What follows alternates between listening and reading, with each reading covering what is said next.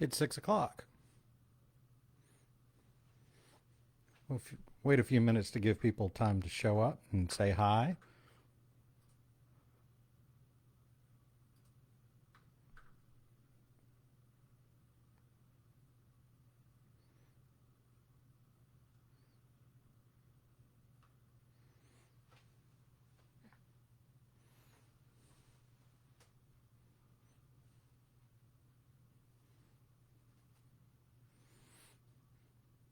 How's everybody doing tonight?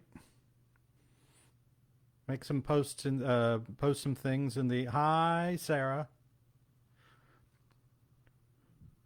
You post in the feed, then I'll be able to talk to you and share and all that sort of thing.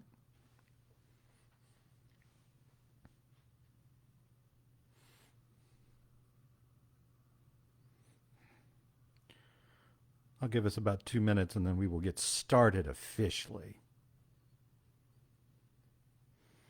We checked the sound earlier. If anybody hears anything funny, just let me know.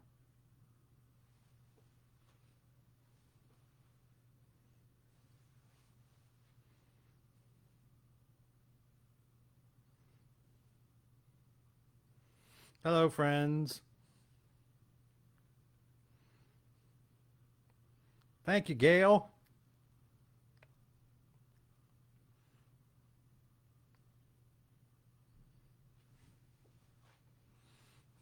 We're happy it's a Friday.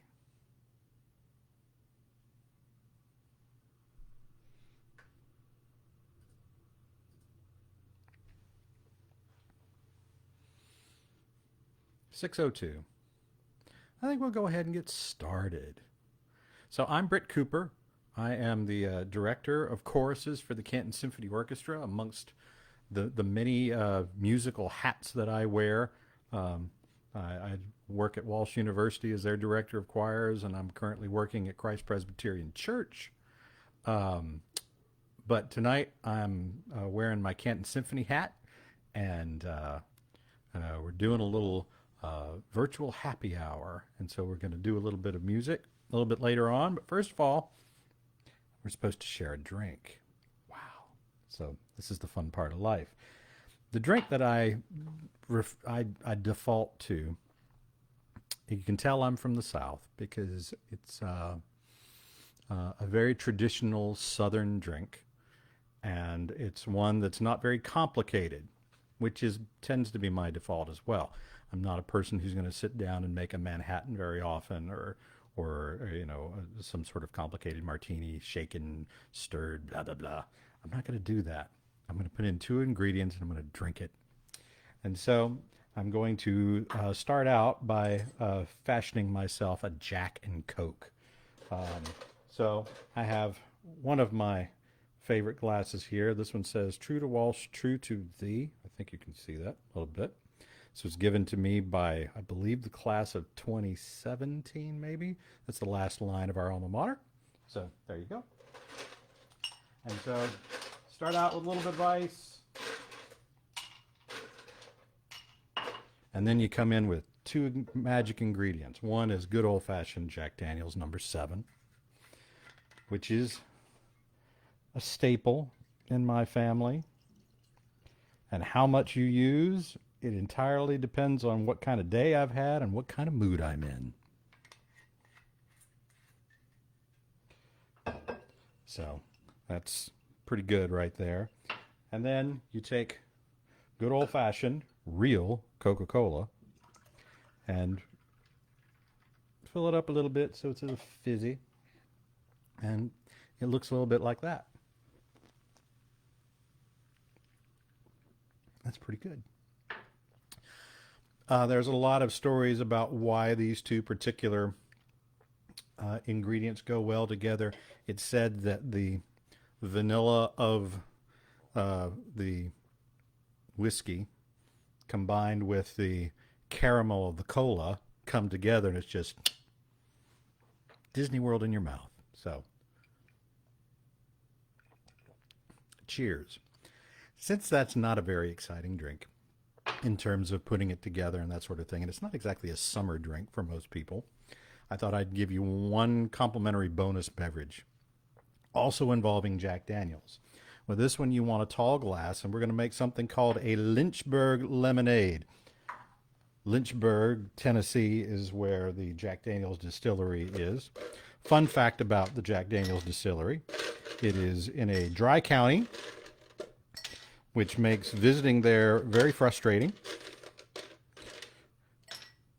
I've been told, I've actually never been to the distillery. I've been told it's fabulous and wonderful, but there's a slight problem. You can't enjoy the wonders. So,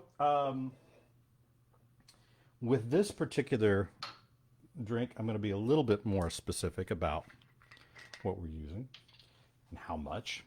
And so I'm going to use a shot glass. This shot glass says Carnegie Hall, practice, practice, practice. For those of you who were in the symphony chorus and were able to join me in our trip to Carnegie Hall last year.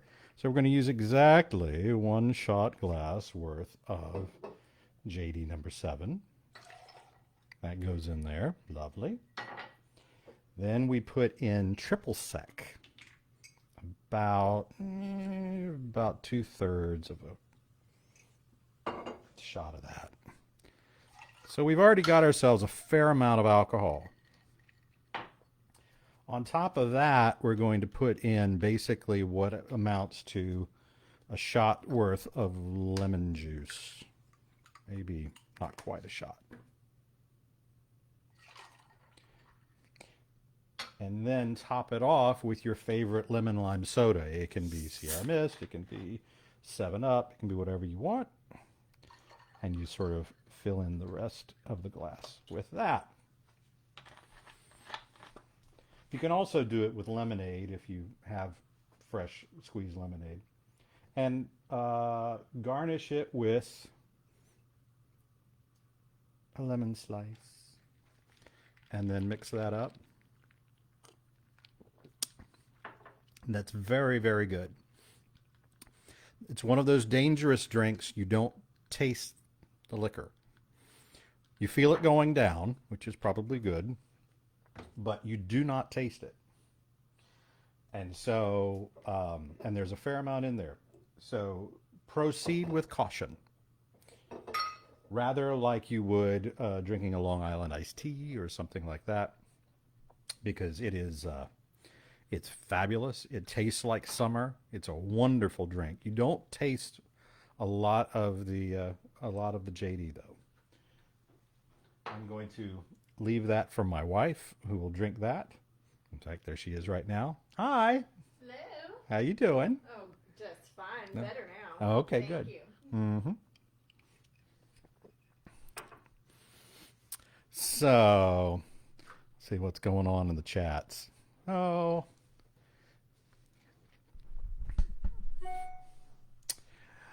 So, I'll talk a little bit about the piece for this evening. I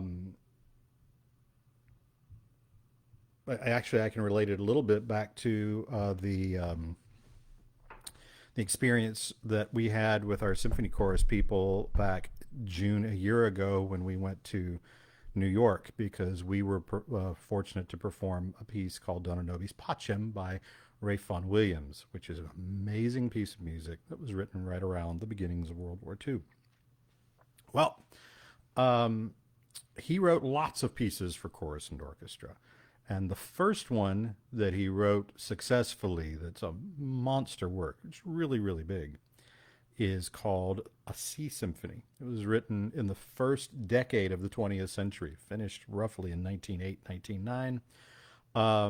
About the time that Mahler was finishing his great symphonies and working on his Ninth Symphony, working on his Eighth Symphony.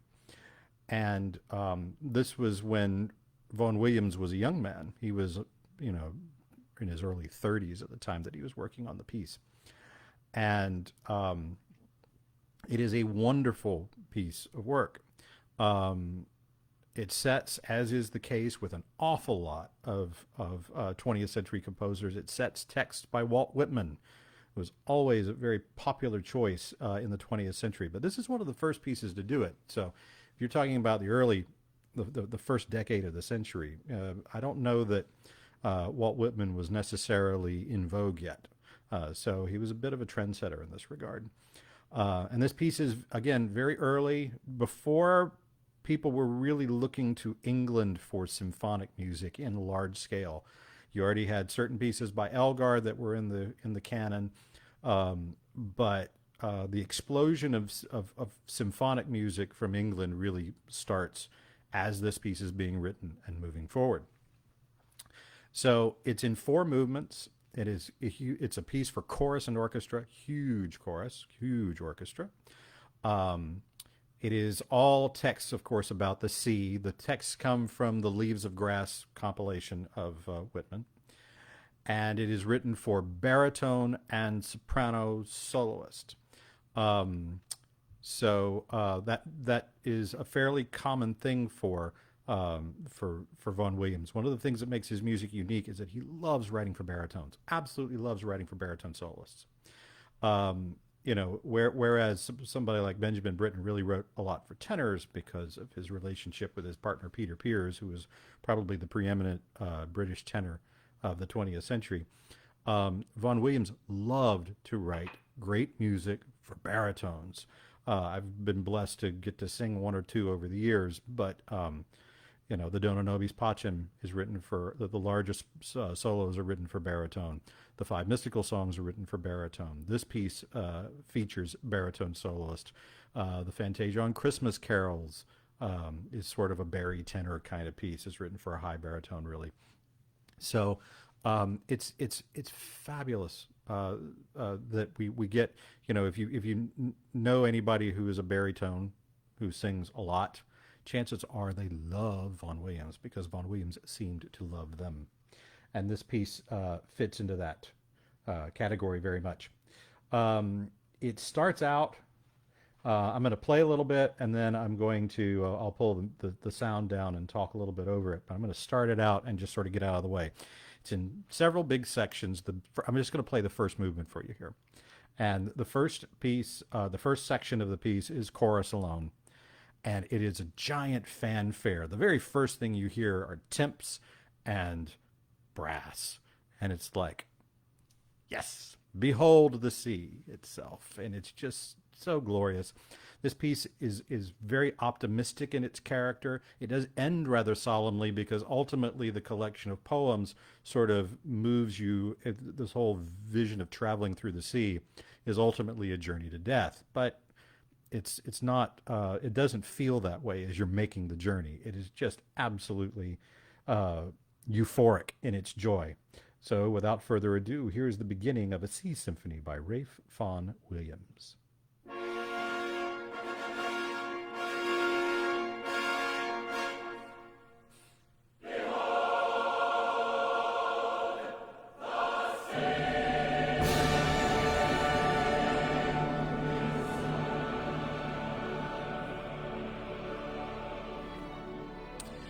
Very colorful orchestration.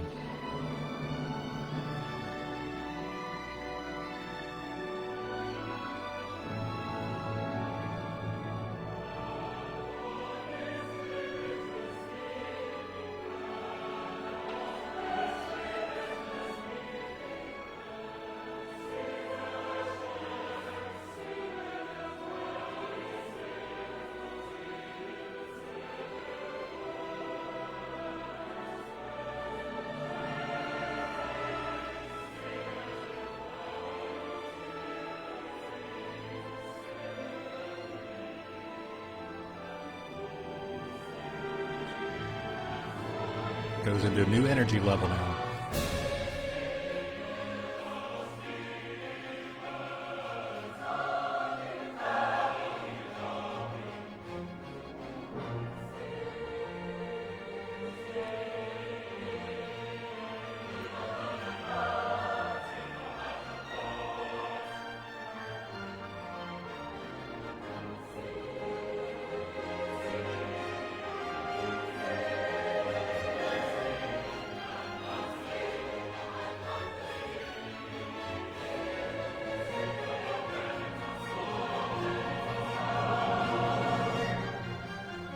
Leads sort of back into the initial material.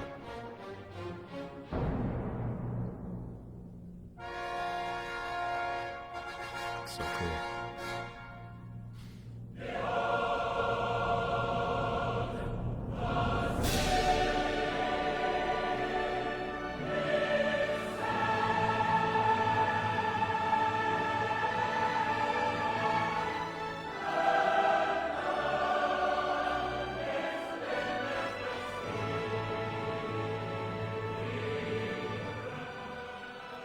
This recording is by the Atlanta Symphony Orchestra, conducted by Robert Spano back in 2002. The recording came out and won several Grammys in 2003, and I was fortunate to hear this piece performed live at a choral directors convention down in Miami, Florida, a couple years later.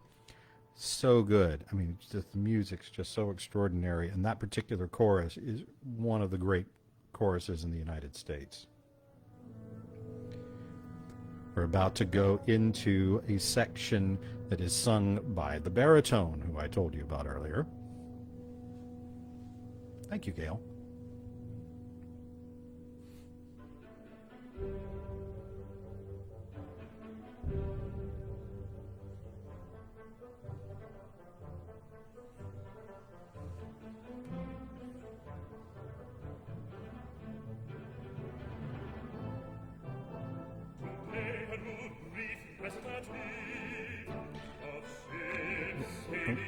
There's a fair amount of back and forth between the soloist and the chorus. So the soloist will sing something and then you'll hear it sort of echoed by the choir.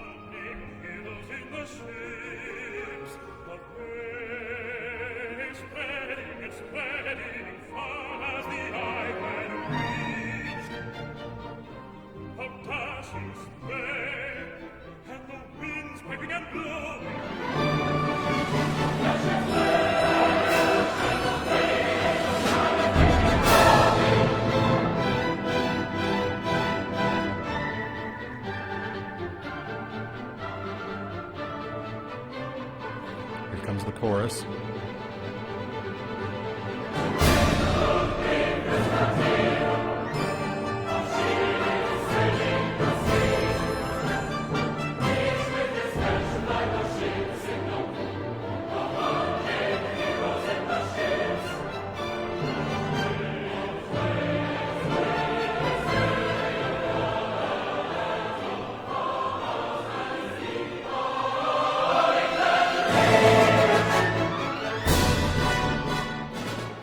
I agree, Mario.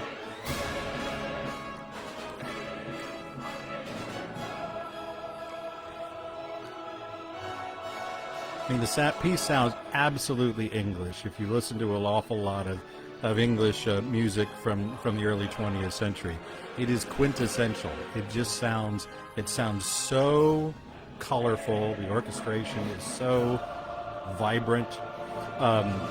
Vaughan Williams was actually a student of Ravel. That's where he learned his orchestration.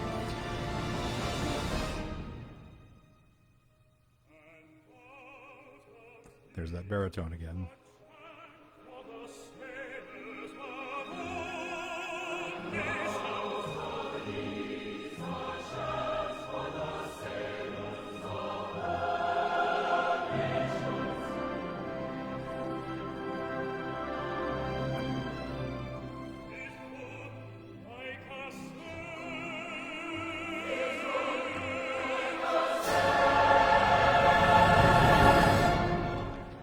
Requires a big choir because it's a big orchestra. I mean, this is one of those where we would have to find some friends to join us symphony chorus people.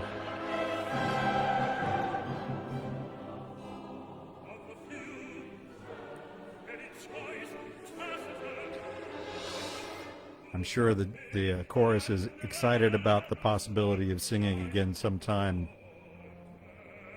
soon, JC. This has been a hard time for all of us.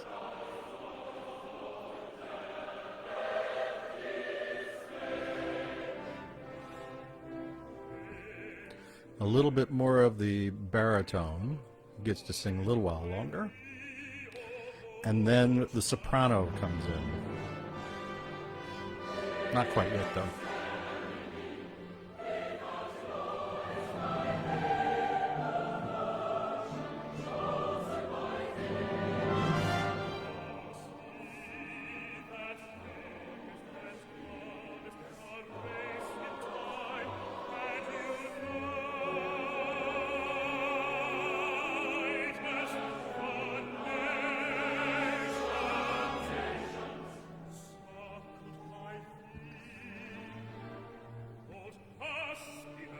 The entire symphony is close to 75 minutes in length, and if the whole piece can be accused of any improprieties, it's that it could probably stand a little bit of pruning, as is often the case with initial major works by composers.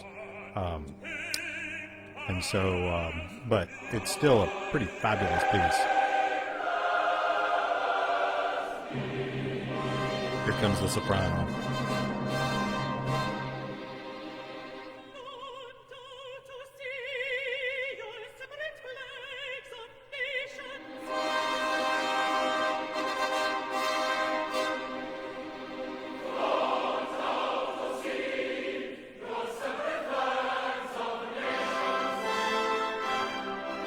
The soprano, the required soprano for this piece is it's almost a heroic, dramatic soprano. It is not a piece for a small voice.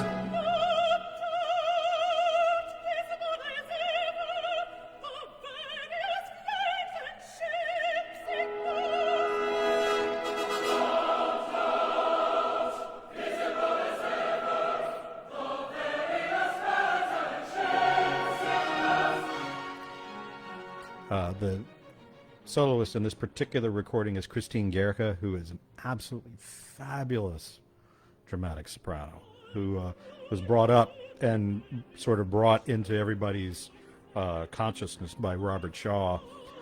He would hire her a lot when she was young because he absolutely loved big voices who could sing really in tune. That was always his thing.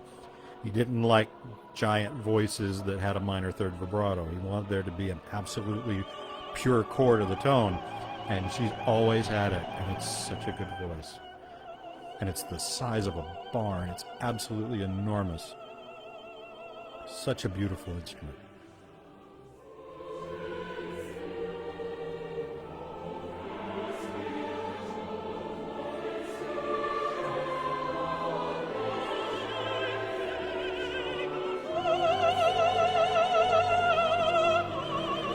What's everybody else drinking?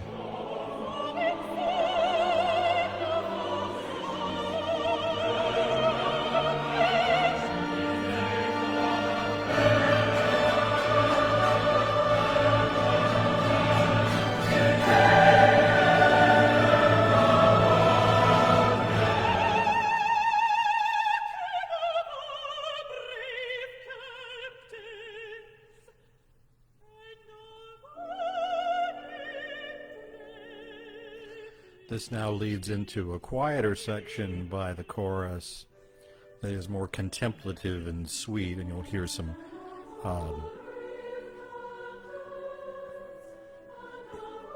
contrapuntal writing where there's imitation in the voices.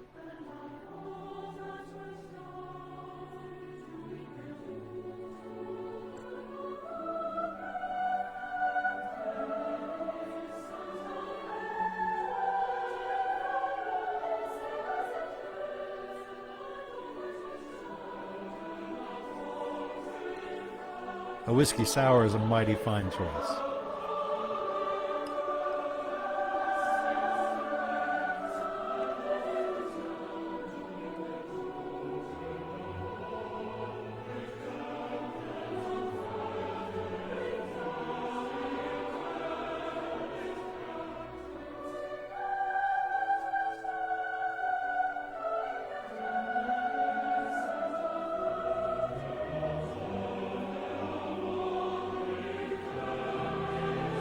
Hello, Michael.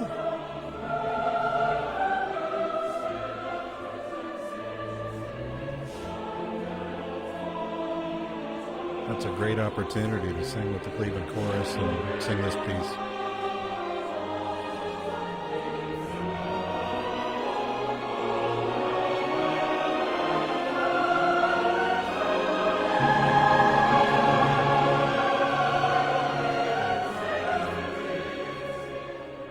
Piece really has experienced a resurgence in the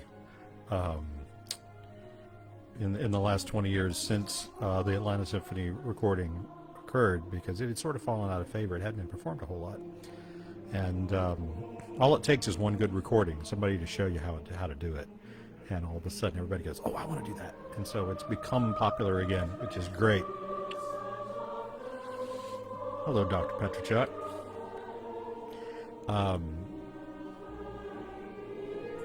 But it's one of those pieces that can get very gluey. There's a lot going on. The orchestra is very thick, and the choir can become very gluey too. And so if it's not performed well, it can be kind of... But there's so many colors. Again, the Ravel influence in Vaughan Williams is very clear in this piece. You just hear color after color after color in the orchestra. And then the chorus, if it sings it well, really augments that beauty.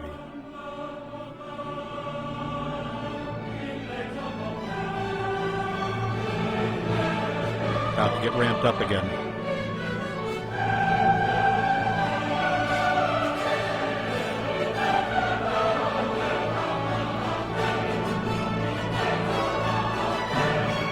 Thank you.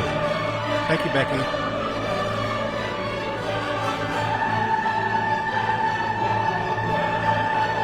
One of those moments, it almost sounds like Mahler. That pedal point and all the stuff building on top of it.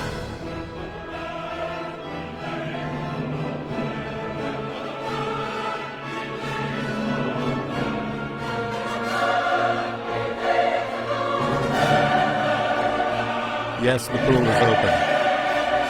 We needed it today. It was hot.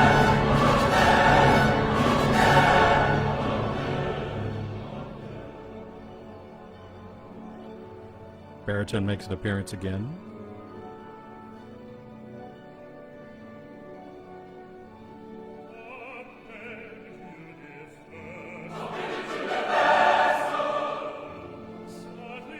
Love that.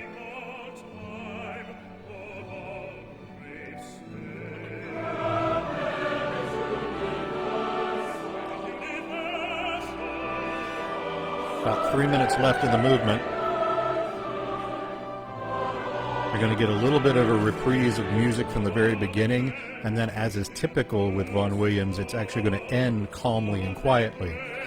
He doesn't usually end with a lot of bombast.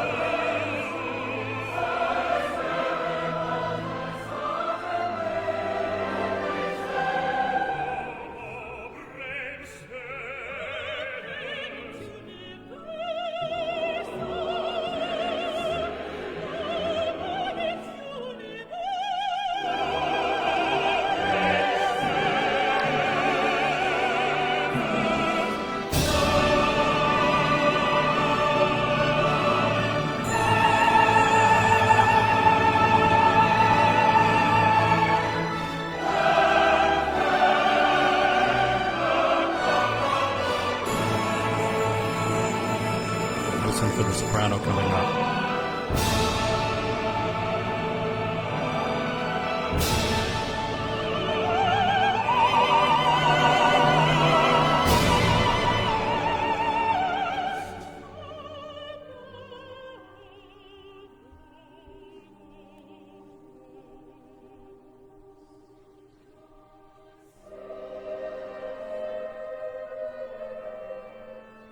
And then it begins to cycle down.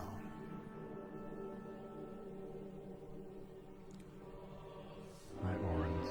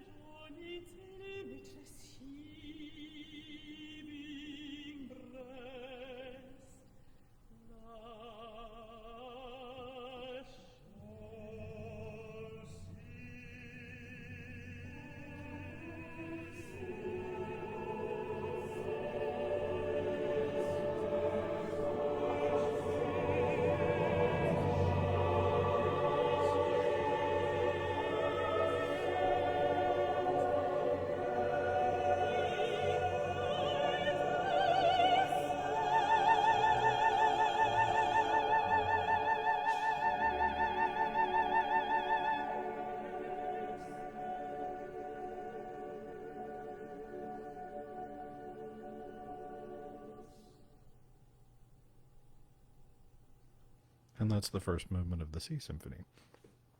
Second and third movements the second movement features the baritone and is a slow movement, but has some gorgeous moments.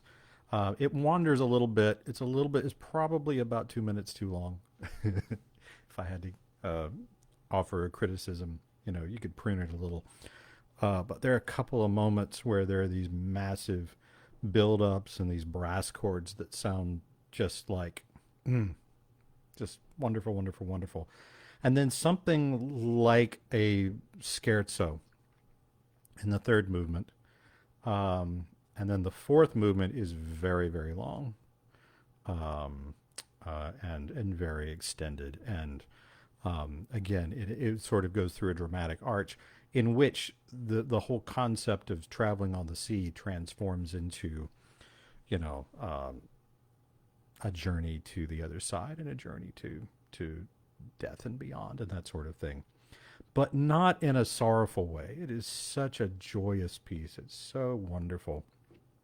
And it's definitely worth listening to.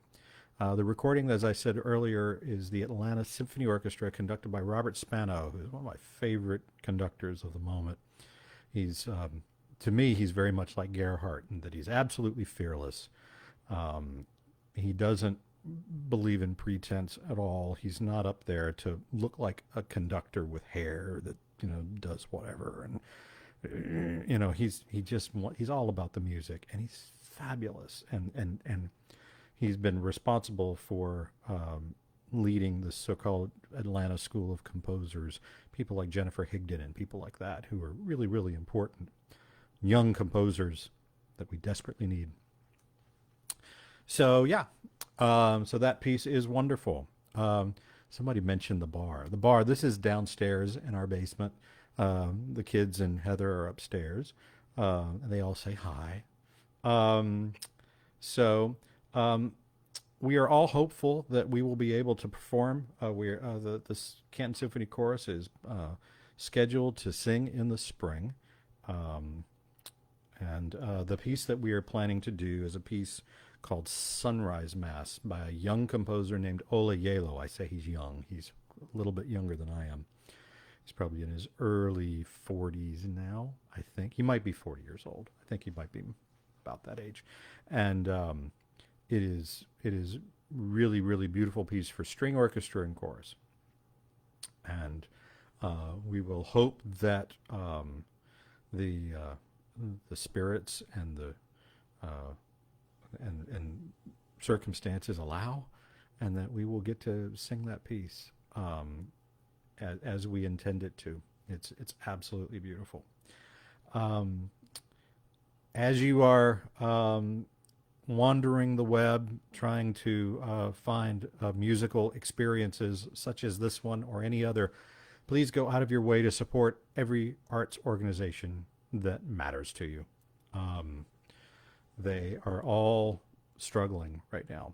It is a very hard time for the arts, as you might imagine.